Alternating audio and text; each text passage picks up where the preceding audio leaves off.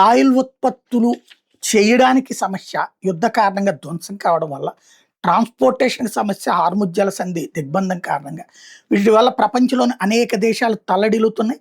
తాజాగా ప్రపంచంలో 10వ లార్జెస్ట్ ఎకానమీ జీ20 మెంబర్ అయినటువంటి ఆహ్, సౌత్ కొరియా ఇప్పుడు సంక్షోభంలో పడింది. వాళ్ళ ప్రభుత్వ వాహనాలకి, ప్రభుత్వ అనుబంధ సంస్థలకి రేషన్ ప్రకటించారు. అదే సందర్భంలో సెమీకండక్టర్ సూపర్ పవర్ అయినటువంటి ఈ దక్షిణ కొరియాలో శాంసంగు, ఎస్‌కే హినిక్సు లాంటి సంస్థలలో కూడా ఇప్పుడు జాగ్రత్తలు పాటిస్తున్నారు. చిప్స్‌కి కొరత ఎదురయ్యే ప్రమాదం ఉంది.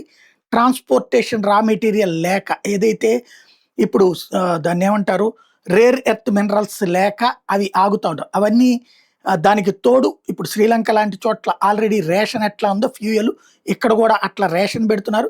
సౌత్ కొరియాకి 73-87% ఆయిల్ మిడిల్ ఈస్ట్ నుంచినే వస్తుంటది. బ్యారెల్స్ అన్నీ కూడా హార్ముజ్ జలసంధి నుంచినే వస్తుంటాయి. ఇప్పుడు అవి కాస్త ఆగిపోవడం పెద్ద సమస్య అయింది. అలాగే నా అక్కడున్నటువంటి ఆర్థిక వ్యవస్థకి ఇప్పుడు ఇదొక పెను సంక్షోభంగా మారుతోంది.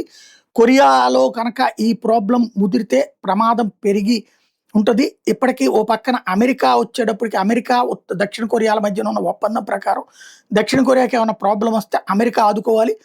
అందుకోసం దక్షిణ కొరియాలో అమెరికా సైనిక స్థావరం కూడా ఉంది. 28,500 మంది సైన్యం అక్కడ ఉంటారు. ఆహ్, వాస్తవంగా అతిపెద్ద బడ్జెట్ కూడా నడుపుతున్నటువంటి కొరియాకి ఇప్పుడు సమస్య ఏంటంటే ఈ ఆయిల్ సంక్షోభం ఎదురవుతోంది. రాబోయేటటువంటి రోజులలో ఈ పరిస్థితి ముదిరి పాకాన పడితే ఎలాగ తట్టుకోవాలి అన్నటువంటి దాని మీదన అమెరికాతో చర్చలు జరుపుతోంది.